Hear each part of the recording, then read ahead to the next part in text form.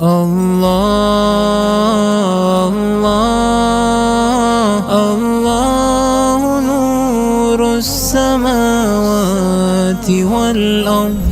Lantern of light, evolving together.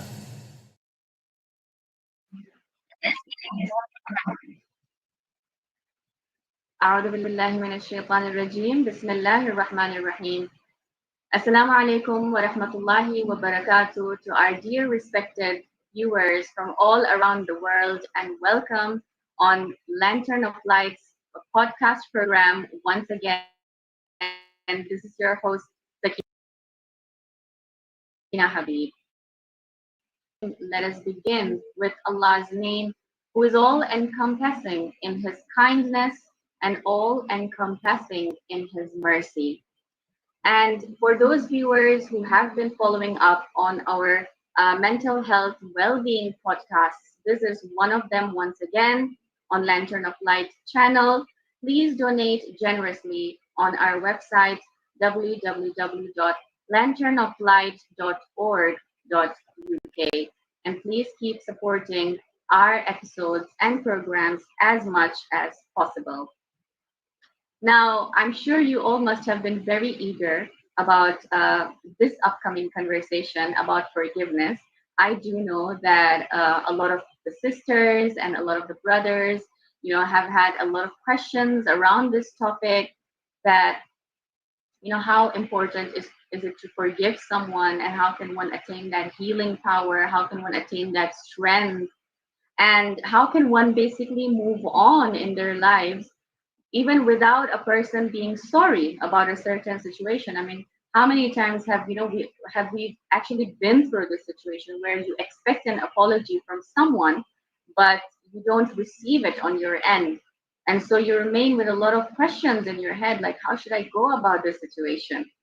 Now, forgiveness is the path back to Allah's heart. And there was a beautiful article written by Sister Naseem Walji Muhammad. If you had all gone through it, the winter beautiful moments, that forgiveness isn't just for others, it's a gift you give yourself. When you feel distant from Allah, remember that no matter how far you've strayed, His mercy is always greater. So take a quiet moment every day to ask for forgiveness. Ya Allah, forgive me, for I am in need of your mercy. This is the doorway back to His love, a love that never fades and never abandons. Now, without much further ado, I would like to welcome our very special guest on today's program, whom we've all been looking forward to, our sister Uzma Naqvi, who is a transformational life coach. And it's a pleasure to have her with us on board to unpack this very powerful discussion today. Assalamu alaikum wa rahmatullahi wa barakatuh. How are you today, Sister Uzma? Hope you're keeping well. Alaikum assalam. Really good. I'm so happy to be here. Thank you so much for the opportunity. It's always wonderful to connect with Lantern of Light, and it's a pleasure to be here. Thank you. Likewise. And Sister Uzma, this is a powerful discussion that we're unpacking today, and I'm sure that there's a lot that we need to unpack one by one. So we're going to take it step by step. And just for a heads up to all the sisters who are watching today's program, I'm sure that you are also looking forward to a very great meditation with Sister Uzma that we did just a couple of days back in our meditation healing circle. So inshallah, towards the end of the program, Sister Uzma will be gladly willing to do that with us, inshallah. Now, to begin with, Sister Uzma, when it comes to forgiveness, right? What does forgiveness mean from an emotional perspective? Again, thank you for the opportunity, and I'm also looking forward to the meditation. The meditation we did a few days ago was actually a very, very lengthy one, and obviously that makes it more powerful because we have more time to go deeper in. Obviously, in the interest of time, I will be doing a meditation, but it'll be a bit shorter, but inshallah, impactful. So I really hope you enjoy that. So very powerful question. What is forgiveness? What does it mean from an emotional perspective? And it's something that we definitely need to unpack. So do excuse me while I take a bit of time kind of going through it in a step-by-step coherent way, inshallah. So from an emotional perspective, forgiveness is an act of releasing oneself of the burdens of unresolved hurt and resentment that we carry and harbor with us. Emotionally holding on to anger or pain towards someone who has wronged us really keeps us binded, tethered together to that wound, to that person, to whatever they did, to that event. And sometimes it's for years and sometimes for decades, even passing it on to next generations. I know of families personally who have held on to hurt and resentment of something that happened 20, 30 years ago. And even the next generation that's within that family, they don't speak to the next generation of the other family. And it just goes on and on. That's how powerful that pain can be. And it can just linger if it's left unresolved. Forgiveness then becomes a path of emotional freedom for us to be able to let that go finally. When we are hurting, when we're hurt and forgiveness feels impossible, because it does sometimes, it's often because the emotions that tied us to that event, to that person, to that betrayal, to that sadness, to that anger are extremely powerful and they are unresolved. And we may feel that forgiving means letting go of the justice that we deserved or excusing what happened, forgiving that person because, acting as though nothing happened, which creates a lot of resistance. It's like, I don't want to do that. I don't want that person back in my life hurting me, or I don't want them to think they didn't do anything to cause me hurt. But emotionally, forgiveness is less about the other person. It's far, far, far more about your own well-being, your own inner state. And it's about choosing to no longer let the past hurt you or dictate how you feel and dictate the course of your life. And that's a very, very powerful thing. Without forgiveness, we often relive that pain, replaying those memories over and over and over again, and holding on to that resentment really consumes our inner peace. And if you think about how doing something over and over and over again, it kind of gels it even more together. It makes that thing even more powerful in our mind and robs us from our peace in the future. This emotional weight can affect our health, making it harder to ever feel joy and like truly, genuinely feel joy or connection to other people, or that emotional resilience of being able to get over something. So in essence, forgiveness is deeply healing act, allowing us to reclaim our peace and emotional energy from the grip of the past that holds on to us for so tightly. And I always say forgiveness is like the byproduct of healing. When we go through healing, which inshallah we will talk about, when we go through healing, you naturally are able to forgive. It makes so much logical sense that you are able to let go and forgive. So choosing forgiveness doesn't mean forgetting what happened or excusing what happened or condoning what happened or erasing the past. There is no such thing as forgetting what happened.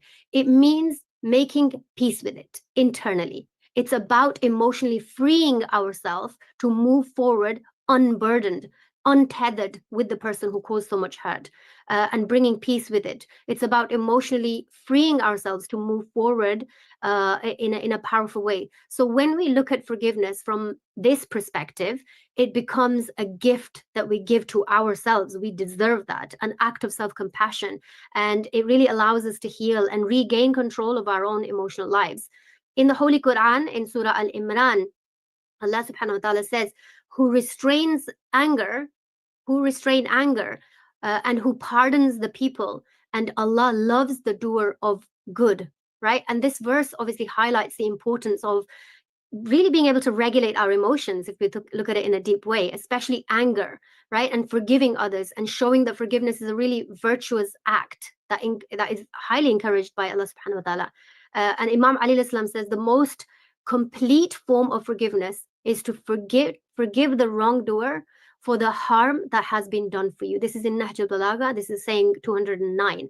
And what Imam Ali al-Islam is emphasizing here is the completeness of forgiving others, which can really resonate emotionally by encouraging us to let go of the resentment and really move forward powerfully.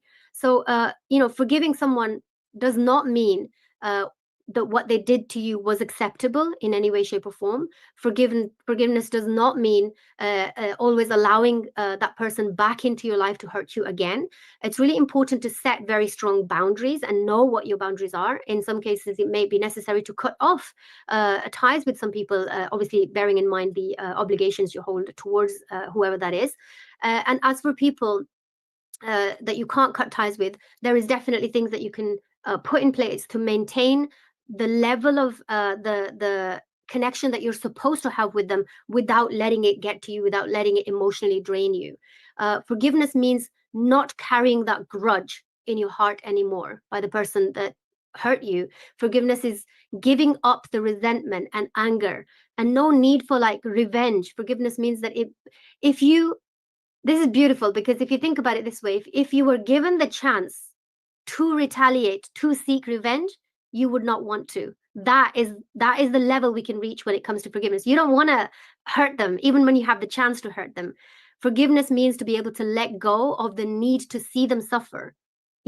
Sometimes we're even praying for that silently and secretly, and would never admit that to anybody else. But we know in our heart, if that is, whoever's listening, if that is you, then know that there is a lot of healing that needs to take place, and you're the one who's suffering.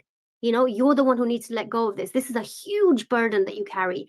Forgiveness means that you can wish them well and pray for their guidance. Forgiveness means that you are feeling deep relief, a relief of tension, and you are feeling freedom from being stuck and wanting revenge to hurt the person who hurt you. It's about letting go of that resistance of that person. And lastly, I would say that forgiveness cannot be forced. Sometimes there's this kind of spiritual manipulation, if you like, for somebody to say it's a good thing to forgive, you should just forgive. It's not easy. So you can't just hear some words and be able to do it. There is a process that needs to take place. Forcing forgiveness not only doesn't work, but it actually reiterates that you should not be feeling this way, and that you're a bad person for not being able to forgive. And it shames you in not having the ability to forgive, and that's not a good thing. It adds to the burden of already the burdens that you're carrying. The emotion behind resentment and anger is the truth for you. It's a call to action. That's the exact reflection and the perception you hold about that event, that person, that thing that happened, that circumstances that happened in your life. So don't shame yourself for not being able to be in that place just yet. Acknowledge and validate exactly where you are in the process of forgiveness. And that's a starting point. This means that in order for you to truly be able to forgive, one has to change the perspective entirely. And it's not necessarily an easy task. Maybe you need some support in that. And we can end up, of course, creating a false self by pretending. I often hear people saying, oh, I forgave them a long time ago. They don't bother me anymore. Yet, if they see them crossing the street, or if they see them in a shopping mall or something, they are highly triggered to the point where they might cross over to the other side. They don't want to come face to face that person. That tells you that they're bypassing, they're pretending that they've moved on, but actually that story is still very much alive. The meaning that they added to it a long time ago is still very much alive. And when it comes to the question of our faith, obviously we don't want to admit that we haven't forgiven, because it's better to forgive. So sometimes we might lie to ourselves, but it's far better to, rather than abandoning yourself even more by lying to yourself and pretending, to come face to face with the truth. I haven't quite got to the stage of that level of forgiveness where I wish them well. That's okay. That's a far better place of acknowledgement than to pretend your way out of this, because there is no pretending your way out of this. So real healing cannot take place without this truth being revealed, because we are still a vibrational match to whoever is matching that vibration internally. So the first step to forgiveness is to know and admit where you truly are internally in your story of forgiveness. This takes a lot of sincere truthfulness to oneself. True forgiveness happens when all of the different parts of us come moving together forward without resentments, and you feel good about it. And that's another different story of parts, but we have different parts within us, and that's what we're trying to reintegrate with ourselves to make us whole again. Forgiveness is a major part of that. Sorry, that was long-winded, but I hope it makes sense that it's a very deep, step-by-step, systematic approach to be able to do that. Absolutely. And I think that reminds me of a beautiful quote that I was reading the other day, since you mentioned that, it's like you are freeing yourself from that burden, from that weight that you've been holding. That it says that to forgive is to set a prisoner free and discover that the prisoner was you. So forgiveness is a way to let go of a hurtful event and empower yourself. So as you mentioned very clearly, that it's a way of just making yourself feel light. You are empowering yourself. You are freeing yourself from being that becoming that prisoner in that situation. Now, Sister Uzma, I have a question over here. So, like, am I waiting for an apology before I forgive? How does this happen? Because I'm sure people do have this question in their mind. Absolutely. It's a powerful question, actually. And I'm really glad that you asked it, because it's a huge cog in the machine of forgiveness, so to speak. The idea of waiting for an apology before forgiving is the common thing. A lot of people think, well, they haven't even said sorry, why am I going to forgive? Yet it can be that form of self-imprisonment that you've just talked about. When we hold ourselves back because we're waiting for an apology, we're often hoping for some kind of a acknowledgement or some kind of a validation of the pain that we endured from the very person who hurt us. And that's a big ask, because if they were that conscious and that aware, they wouldn't have hurt you in the first place. We may feel that the only way we can give an apology or ask for an apology, that it can bring justice or closure to that hurt by them asking us to apologize. Sorry, the other way around, but by them apologizing to us, right? However, when waiting for that apology, it can really bound us, again, that tetheredness of us to the actions of the other person. And that's a really fragile place to be, because we have no control over what the other person does or doesn't do, right? And sometimes this can go on indefinitely. Like, how long are you going to wait? If they wanted to apologize, they could have done it right after the event. They shouldn't have done the event in the first place, but a mistake can happen. But if they felt like there was a mistake that happened, they would have come forward and apologized. So imagine holding on to resentment and tainting your own life, because it does taint your life, because you are wanting the validation from the person who couldn't take the responsibility with your heart in the first place. That's a big ask from somebody who didn't take that responsibility seriously in the first place, right? There's a beautiful quote that I want to read from this book called The Power of Forgiveness. It says in the book, when we won't forgive, when we won't let go, we are binding ourselves to that past or to that person. And when we are stuck in the past, we cannot live in the present, because we can't be in two places at the same time. And if we are not living in the present, we cannot create a glorious future. So old garbage from the past just creates new garbage in the future. If we really stop and ponder on that, this is powerful, because it's telling us that we are only blocking ourselves from moving forward and creating anything new in our lives, because what's dictating what's happening in our lives is the past, because that's what we're holding on to. Psychologically, placing forgiveness on hold until an apology comes can really keep us trapped in a state of emotional limbo. You've sat on a fence, you don't know what to do, and we're tied to that person who hurt us, continually hoping that they'll understand, that they'll ponder, that they'll feel the depth of the pain that they caused. And this hope, while it is natural, I don't want to dismiss that, it's a natural thing that if somebody hurts you, you would expect them to feel remorse, but it leaves our well-being dependent on that person who did the action in the first place. And that dependency can really prolong our suffering, because the more we're harboring that, even at a subconscious level, the more we're holding ourselves back from the future, right? So that person, just know that they clearly do not have that capacity to be able to ponder over someone else's pain. Often these are narcissistic people. They don't have that ability. They don't know how to do that. Forgiveness, though, doesn't have to rely on the other person's recognition or remorse. From a spiritual perspective, forgiveness can can be seen as an act of liberation and a deep, deep connection with oneself and by extension with Allah subhanahu wa ta'ala. A choice to untangle our emotional state from that person who made the choices to hurt us. And we are using our free will to be able to make the choice to free ourselves, making a decision, a solid decision to be able to let go. This act allows us to step out from the zone of just waiting, for that peace to come from somewhere else, holding an expectation on somebody else that they are the ones who are holding our peace back. Like taking that power back and saying, no, I have the capacity. I'm the one. I have one witness, and he, subhanahu wa ta'ala, is sufficient for me, and there is no need for me to carry on waiting. The need for an apology is in part a desire for justice and closure. That's what we're waiting for, really, for justice to occur or a closure to happen. Yet by forgiving without it is actually truly reclaiming the power, because you've been able to do it without anyone else's input, just with Allah subhanahu wa ta'ala. We're no longer waiting for someone else to come and validate our experience. Instead, we are able to validate our own selves, acknowledge our pain, and choose to release that and heal, and leaving the rest to Allah subhanahu wa ta'ala, right? Morally, forgiveness without an apology doesn't mean that we are condoning what happened. It's about choosing to transcend the hurt, like go above and beyond the hurt and not letting that define us.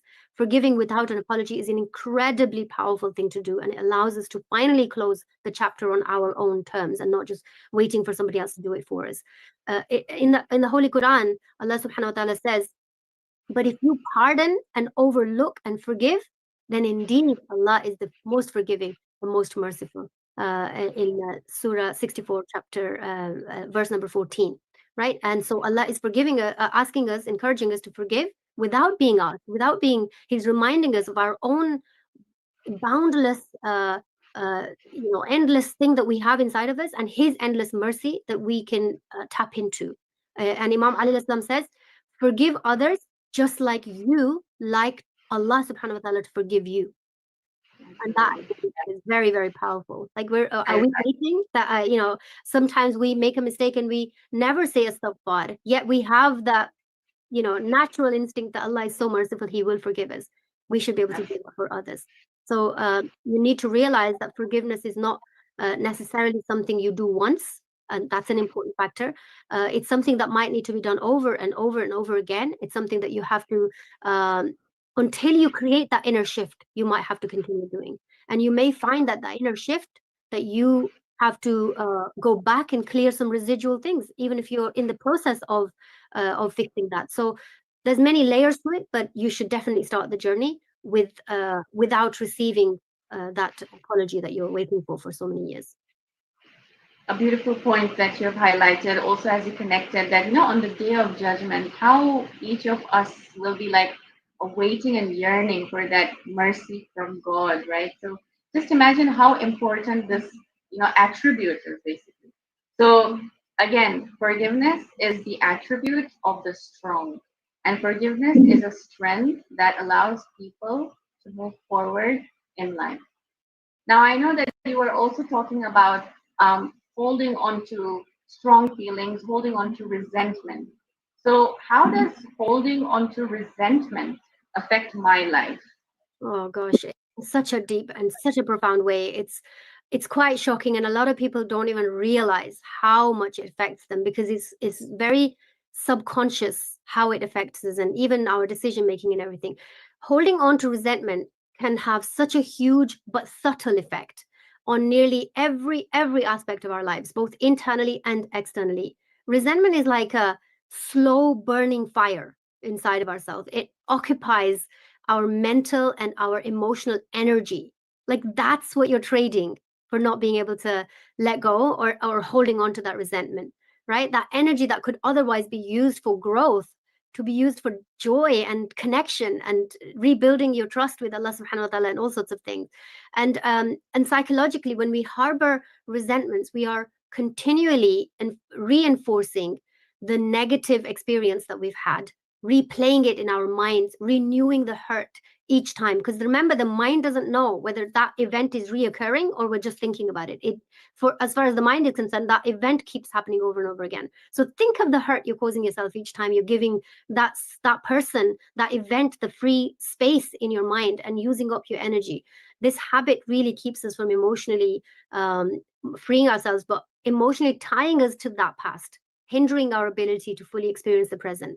I've heard stories of people say, yeah, I've forgiven a long time ago. But like I said, when they see them, they are hugely triggered. And that shows us that we've not let go of the resentment. Resentment can also seep into our other relationships, our new relationships, often without even realizing it. We think we're over somebody, and then, the new people that have entered in our lives, they are the ones who are, on the receiving end of, damaging that relationship. When we're holding on to our unresolved pain and anger, it becomes almost like the lens that we view everybody and every experience with. And we may become more guarded, we're more defensive, we are less trusting, we're quick to anger, because it's all defensiveness. It's all trying to protect us from what happened previously because we haven't resolved it, right? So it's really hard to form new healthy relationships without being able to let go of the resentment, without resolving whatever we've been carrying, and we're shielding ourselves because we are feeling vulnerable. We don't want to feel those feelings again, right? So on a physical level, unresolved resentment can have significant consequences as well. There are many studies that show chronic anger and resentment can really lead to elevated levels of stress, and it contributes to our blood pressure. It becomes really high. It weakens our immunity. Other stress related health problems that can occur, sometimes really critical health problems that can occur just by holding on to anger. So it's not just about feeling free. It's actually physically you're affecting yourself as well. Your body is being affected by it, right? And think about it from a spiritual perspective as well. Holding on to resentment is the same as carrying the emotional weight that ultimately only harms you. It harms your relationship with Allah subhanahu wa ta'ala, right? So we think we're punishing the other person by not letting go and not forgiving them, but that affects us far more than it does them. And then the other tragedy of all of this is that this is a cycle of pain in our hearts that we harbor, and then we pass it on to our new generations. And that's a really, really sad thing. So in choosing to let go of that resentment, we're actually choosing freedom, love, and connection, and deep spiritual upliftment. We're releasing ourselves from the past and making room for peace and acceptance and joy. And Allah subhanahu wa ta'ala says in the Holy Quran, in Surah Al-Ma'idah, He says that, and let not hatred of any people prevent you from being just. Be just. That is nearer to righteousness. That's so beautiful.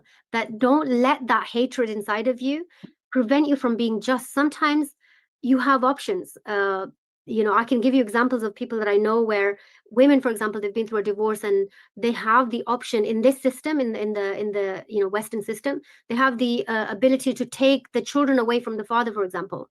They can there are so many things they can do, and then they can remove, and that's a really painful thing, right? For the man to, he's divorced the woman and she's seeking revenge, so she's saying, well, you're never going to see the children again. But it's unjust, like it's not the right thing to do.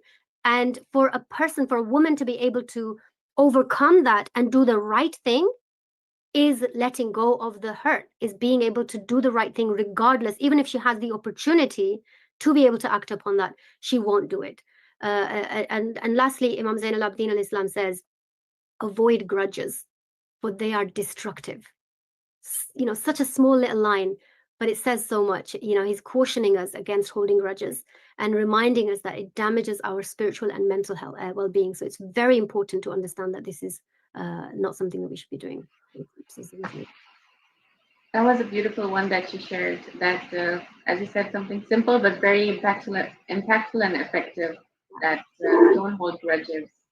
I hope we can really, take these practical lessons into our life, because, as you said, sometimes people, do things out of revenge.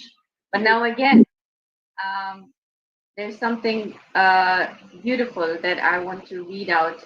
Again, a beautiful quote, that forgiveness is the sweetest revenge. Forgiveness can be a way to get revenge on those who have offended you. Now, this might sound a bit like, okay, it might sound a bit controversial, but if you think about it, when you're forgiving someone, you're not harming them and you're just wishing well for them.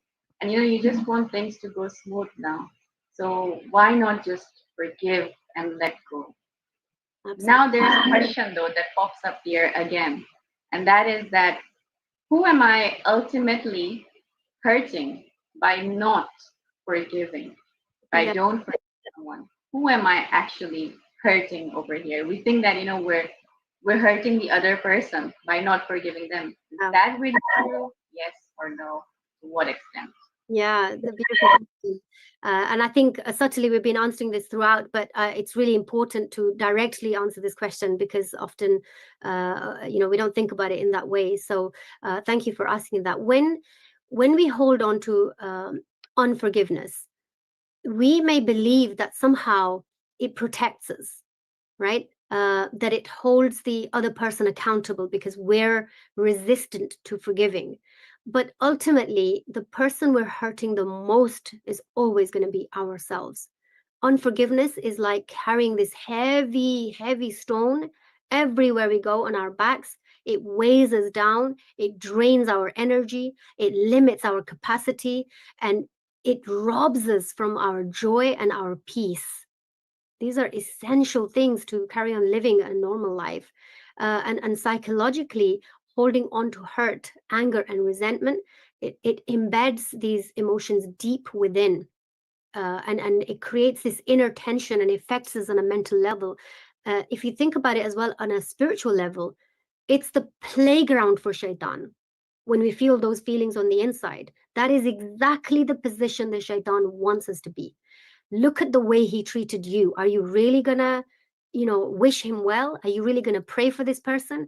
Like being able to stand in Salatul Layl and put your hands up and have that person in the list of 40, the person who hurt you the most, shows the level of spiritual growth that you're being able to do that. The person who wronged you, that you've moved on from that so much that you actually are able to put your hands up and use their name to ask Allah to give them hidayah, for them to be able to move forward. So they remain unaffected largely, whether you forgive or you don't forgive. Sometimes they don't even know about it, that you're holding this kind of resentment. They don't even know that you're burdening yourself, you're killing your inner peace for somebody who already hurt you, and they're continuously hurting you day-to-day basis. They're hurting your new relationships. They're hurting every aspect, tainting every aspect of your lives. They don't even know about it. They're carrying on with their lives. It amplifies over time. I wish I could emphasize it in a words that it really, the penny drops for you, that this is bad for you. Emotionally unforgiveness blocks our ability to fully connect with ourselves and definitely with other people as well. And it's bitterness. It causes a really closed off personality because we're trying to protect ourselves so we won't trust anybody new that comes into our lives. And it just makes every experience so much more difficult in our lives. And again, we're protecting ourselves from future hurt, but actually we're creating barriers and preventing ourselves from meaningful connections in the future. And that in turn leaves us isolated. And so we're feeling hurt because that person hurt us. We're feeling resentful because that person, we can't let go of it. We can't forgive them. And then we're feeling isolated and lonely because we won't allow new people to come in or build better relationships onto them. And then not to mention the stress and the tension of that unresolved pain. It contributes to the chronic stress, poor sleep, weakened immune system, and all sorts of things that we've talked about all through already.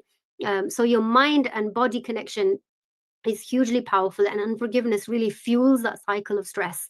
It wears your body down over time, and ultimately, spiritually and morally, it robs you. It withholding forgiveness really hinders our growth, our genuine and authentic connection to Allah subhanahu wa ta'ala, our inner peace. And by not forgiving, we allow that person's actions to define how much they can limit us. Look at the power we give to somebody else. They are the ones dictating that we can't have a relationship with God. We can't have a new relationship with someone new. We can't have the better enhance our relationship with the people who are already in our lives. In every way, we're the ones that are hindering our own lives, and they're just living their carefree. And often we're resentful for that they're being able to live a good life, and we're here like, all caught up in the mess. So ultimately, by not forgiving, we are hurting our chance of freedom, of joy, of a life that is untethered to past wounds.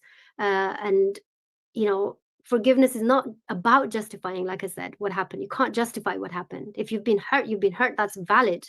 Like, we're not going to take that. Nobody's taking that away from you. But to be able to release that and peacefully move on and not care about like other people's actions and how they're, that's your choice. That's you using your free will. And Allah subhanahu wa ta'ala says in the Holy Quran, He says, and whoever forgives and makes reconciliation, his reward is due from Allah subhanahu wa ta'ala.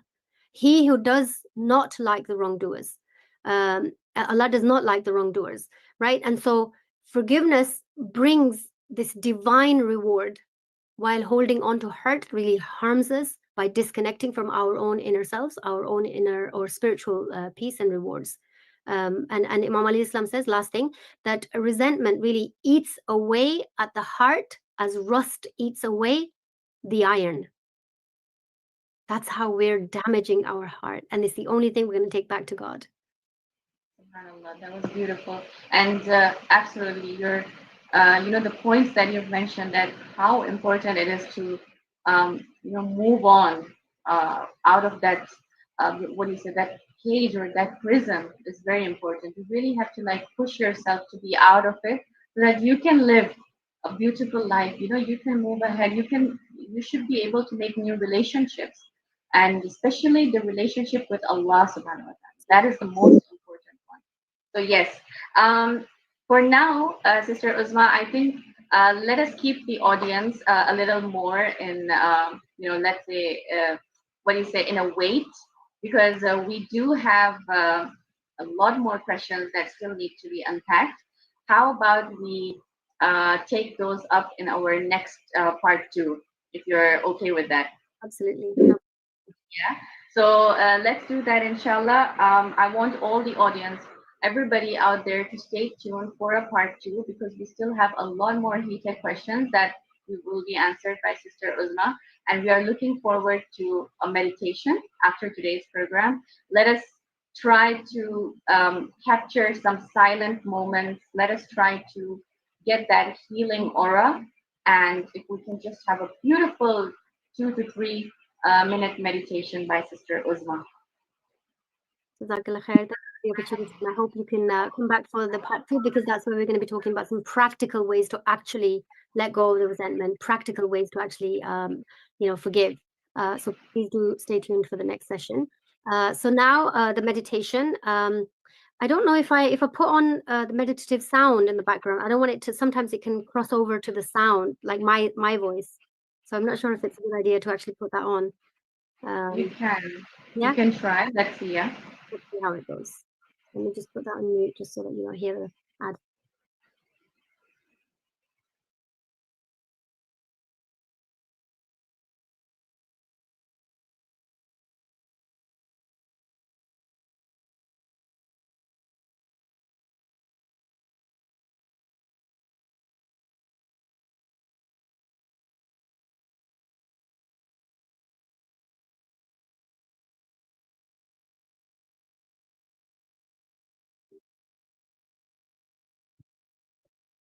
Okay.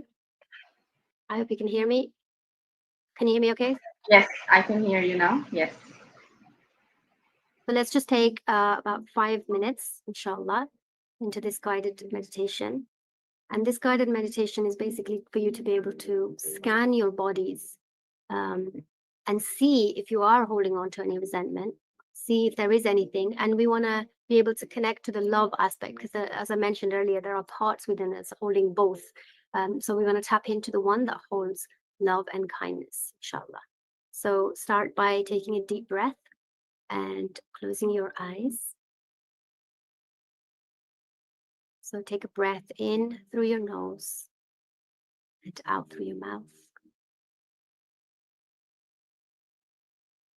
Relax your hands, shoulders, drop your shoulders.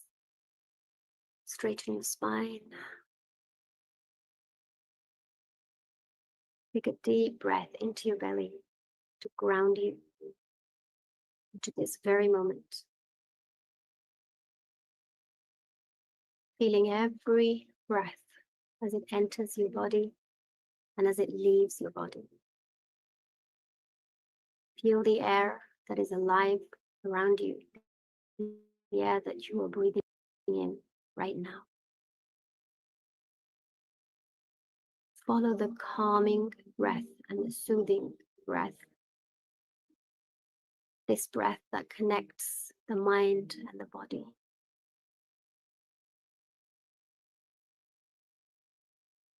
Bring your attention to your head, releasing and relaxing any tension from your scalp, forehead, your eyes. Allow the muscles in your face to completely soften.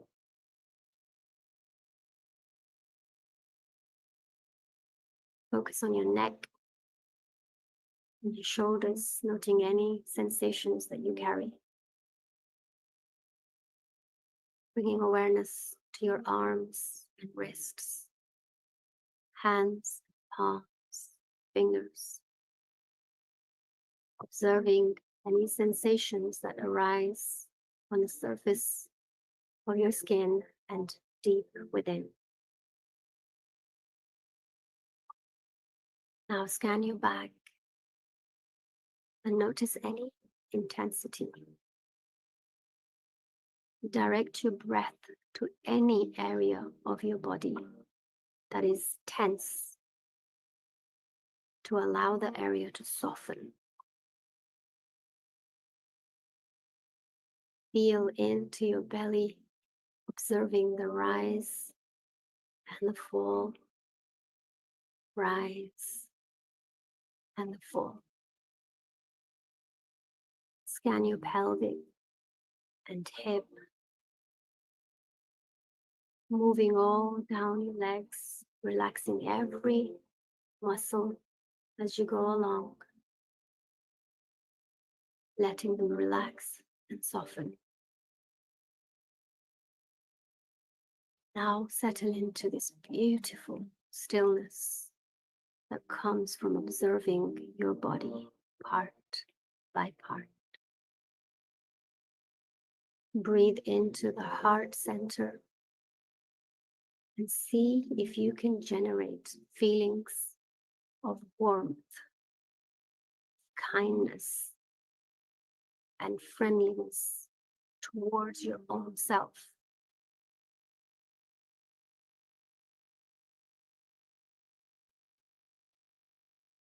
Fusing your body with feelings of nurturing feelings like love and acceptance,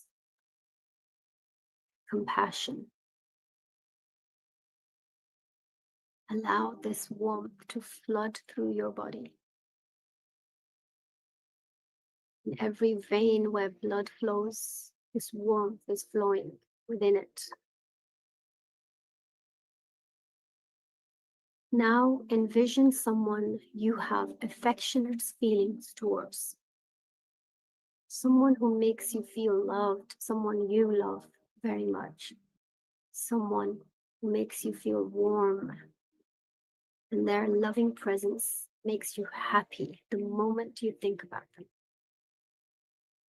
Might be your spouse, might be a child, might be a grandparent or a parent, friend. Picture them.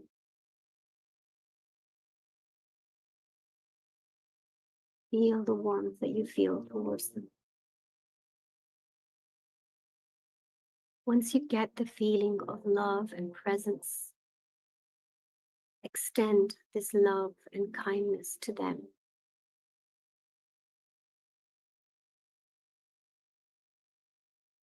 Extend this feeling beyond them and onto other people. Extend it to the community. Extend it to the people in all directions, all around the world, especially those who are hurting right now, who are suffering right now. They are in need of this love and compassion and warmth. You are chosen to give them this warmth, this love, this kindness. This energy is transferring from you all around the world. And now think of the people that you seem to not be able to forgive. Allow yourself to let this warmth go towards them. Notice how it feels to open up your heart, to feel this love and kindness, to share these warm feelings with yourself and others. Keep feeling this feeling. This is yours. You have the power to create this anytime you wish.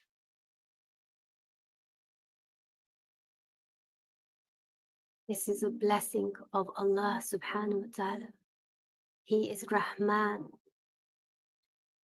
to everyone, no matter who they are and what they do. But He is Rahim to the souls who are special. And it is a special soul like you who can let go and forgive and extend warmth and love, even to those who hurt you. This is the power that Allah has bestowed upon you. Send gratitude to Allah for this power.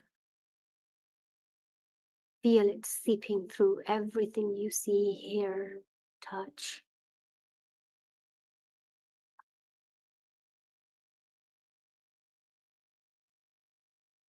You can come to this place of warmth anytime you wish. Let it impact you and those you love, and those around the world, and even those you don't love.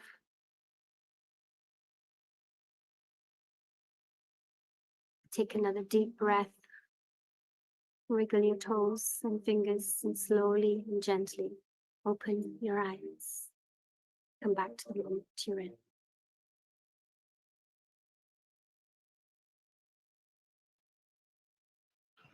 Thank you so much for that wonderful meditation. Oh my God, I feel like I'm back to a new world. It's really I feel very refreshed. Yeah, very refreshed, with a very refreshed and a different energy. So yeah. It's just nice to be able to think that you have the ability to be able to extend something out that's nice to even those that you don't feel nice about. And it's a tiny little opening. It's not the entire forgiveness, but it's a tiny little opening that you're able to do this energetically. And it doesn't harm you. It actually makes you feel good. It makes you feel warmer. It does, for sure, for sure. Thank you so much, Sister Uzma, for today's wonderful, insightful conversation, discussion, and a lot of points that we can literally take and add into our, bucket of bliss and our bucket of blessings and barakah, and how we can open our hearts to forgiving people.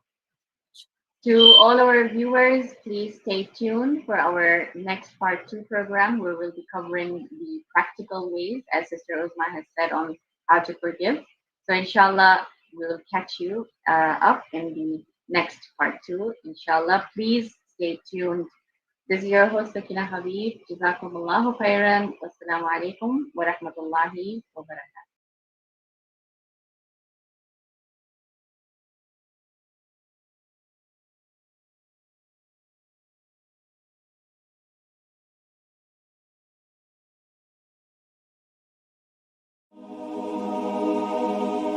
My Lord, have mercy upon the weakness of my body. thinness of my skin and the frailty of my bones.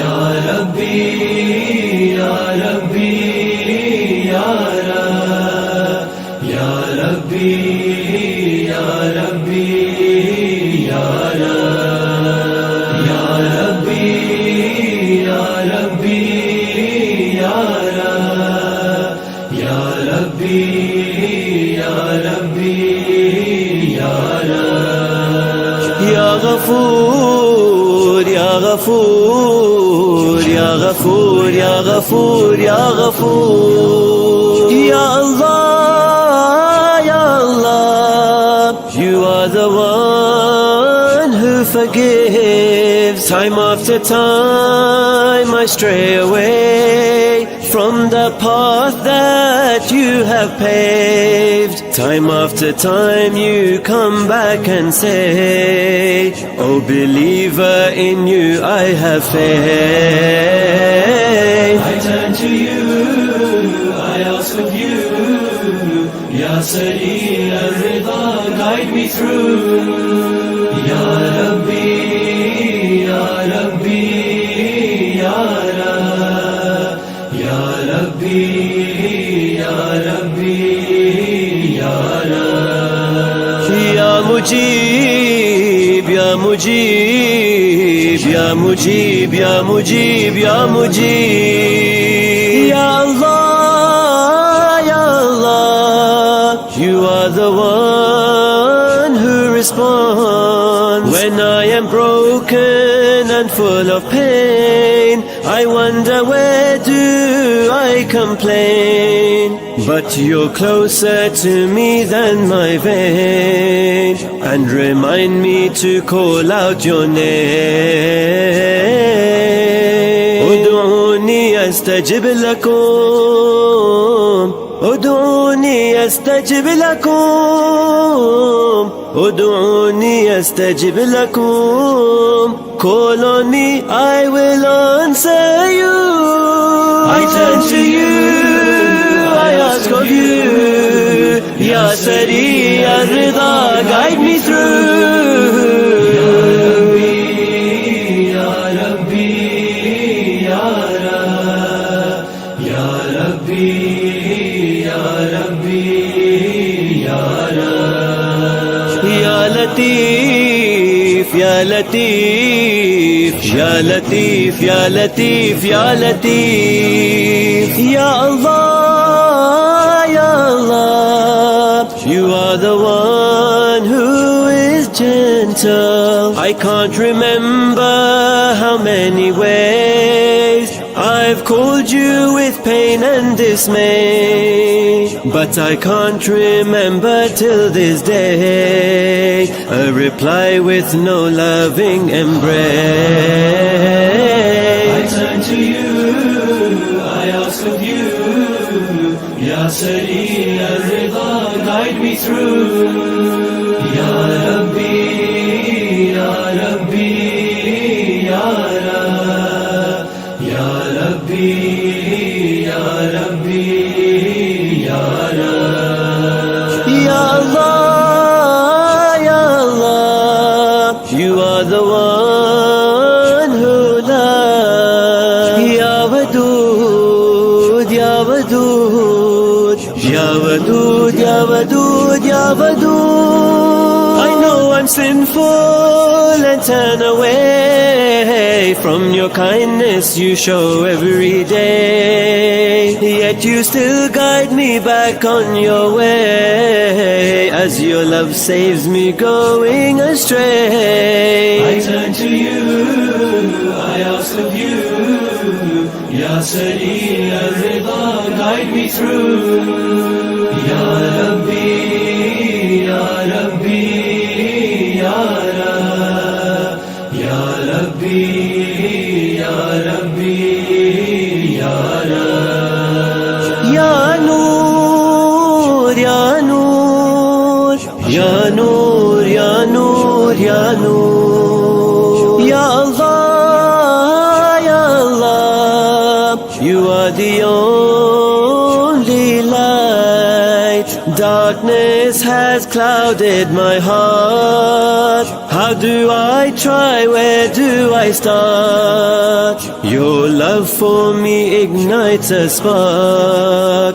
Let your light in me never depart. I turn to you, I ask of you, Ya Sari Ya Rida, guide me through.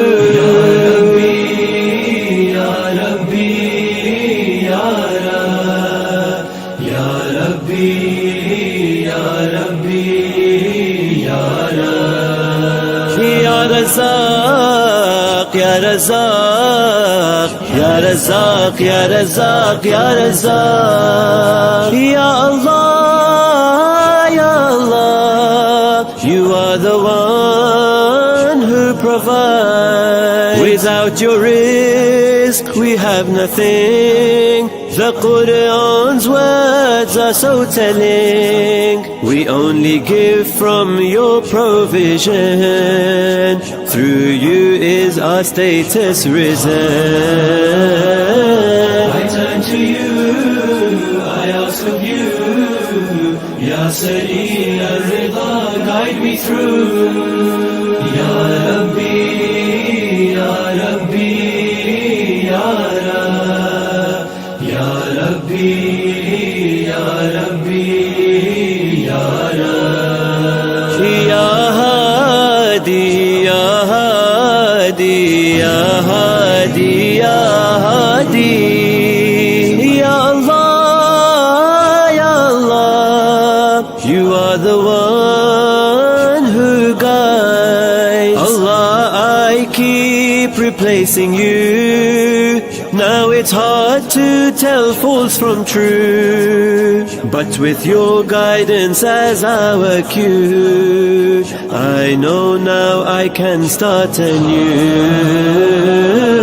I turn to you, I ask of you, Ya Sari Ya Rida, guide me through.